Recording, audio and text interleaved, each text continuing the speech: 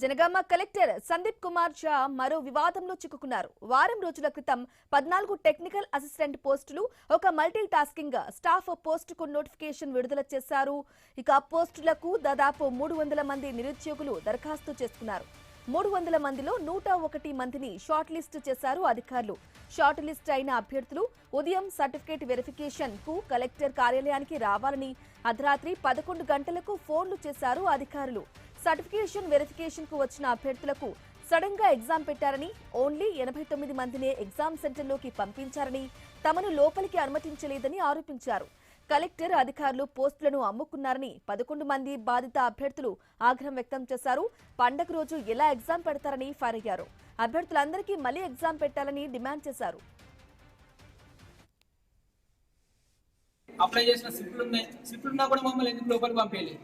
మాకు మెసేజ్ ఎందుకు వచ్చింది? వాళ్ళు కాల్ ఎందుకు చేశారు? మాకు కావాల్సింది కదా ఇది. మరి సరే మీరు షార్ట్ లిస్ట్ కాలేదు, దీని ప్రకారం మీరు కాలేదు అని చెప్పేసి అంటే మేము రాకనే ఉంటుందాం కదా. ఎన్నో పనులు మానేసి చాలా సైన్ కోసం మేము 1000 రూపాయలు లంచం తీసుకున్నాం. ఒక వారం రోజులు తిరిగితే కానీ గెస్టెడ్ ఎంప్లాయీ సైన్ కోసం 1000 రూపాయలు ఇచ్చాను. నేను మూడు అప్లికేషన్ 3000 కట్టాను. నేను బోనఫైడ్ లేకపోతే నేను 4 రోజులు తిరిగి మన బోనఫైడ్ తీసుకోవాల్సిన అవసరం వచ్చింది.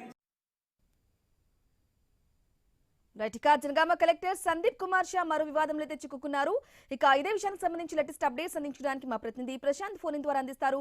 ప్రశాంత్, చెప్పండి, వారం రోజుల క్రితం 14 టెక్నికల్ అసిస్టెంట్ పోస్టులు, ఇక అలాగే ఒక మల్టీ టాస్కింగ్ స్టాఫ్ కూడా పోస్ట్ కూడా నోటిఫికేషన్ విడుదల చేసినట్టుగా తెలుస్తుంది.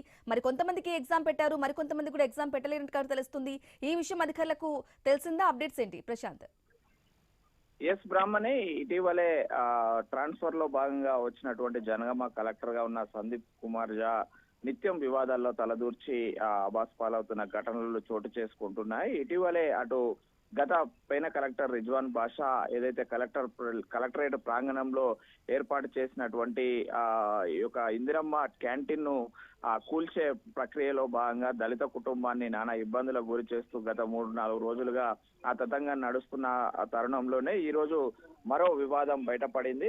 ఇటీవలే గత వారం రోజుల క్రితం కాంట్రాక్టు ప్రతిపాదికన 14 టెక్నికల్ అసిస్టెంట్ పోస్టులు, ఒకటి మల్టీ టాస్కింగ్ పోస్టుకు సంబంధించి ఉపాధి కార్యాలయం నుంచి ఎంప్లాయ్మెంట్ డిపార్ట్మెంట్ నుంచి ఈ యొక్క నోటిఫికేషన్ విడుదల చేసింది. దీనికోసం 300 మంది నిరుద్యోగులు అప్లికేషన్ పెట్టుకున్నారు. అందులో క్వాలిఫికేషన్ బేస్డ్ గా 100 మందిని షార్ట్ లిస్ట్ చేసి 101 మందికి ఎగ్జామ్ పెట్టాలనే ప్రతిపాదికన మెసేజ్ రూపాలలో అందరికీ కూడా ఈ రోజు రావాలి 11 గంటలకు అని చెప్పేసి మెసేజ్లు పంపించారు. అయితే అక్కడికి వెళ్ళిన 89 మందినే లోపలికి అలౌ చేసి మిగతా 11 మందిని ఆపివేయడంతో ఆ 11 మంది పెద్ద ఎత్తున ఆందోళన చేశారు. మిగతా వారికి కూడా మాకు కూడా అనుమతి కల్పించాలి, మాకు మెసేజ్ వస్తేనే వచ్చాము తప్ప మాకు స్పెషల్ ఇంట్రెస్ట్ ఏం లేదని, అందరిలాగానే మమ్మల్ని కూడా చూసి మాకు కూడా కాంపిటీషన్ లో భాగస్వాములు అయ్యే అవకాశం కల్పించాలి, లేదంటే ఇందులో కలెక్టర్ కుమ్మక్కయ్యి ఈ యొక్క పోస్టులను అమ్ముకున్నాడనే అపవాదు మాత్రం ఖచ్చితంగా ఆరోపణలు చేయాల్సి వస్తుందంటూ కూడా నిరుద్యోగులు పెద్ద ఎత్తున ఆందోళన చేస్తున్న పరిస్థితి మనకు ఈ రోజు ఏర్పడింది. అయితే ఇప్పటికైనా అటు సందీప్ కుమార్ ఝా ఈ వివాదం పైన స్పందించి తిరిగి మిగతా 11 మందికి కూడా అవకాశం కల్పించి వారిని కూడా పరీక్ష రాసేందుకు అనుమతించాలని మాత్రము డిమాండ్ చేస్తున్న పరిస్థితి అయితే ఉంది. అయితే దీనిపైన ఇప్పటికే అటు దళిత కుటుంబం క్యాంటీన్ ను కూల్చడం కావచ్చు, ఇటు నిరుద్యోగులకు పరీక్ష విషయంలో ఇటు మరో వివాదంలోనైతే జనగామ కలెక్టర్ సందీప్ కుమార్ ఝా ఇరుక్కున్నట్టయితే కనిపిస్తుంది బ్రాహ్మణి.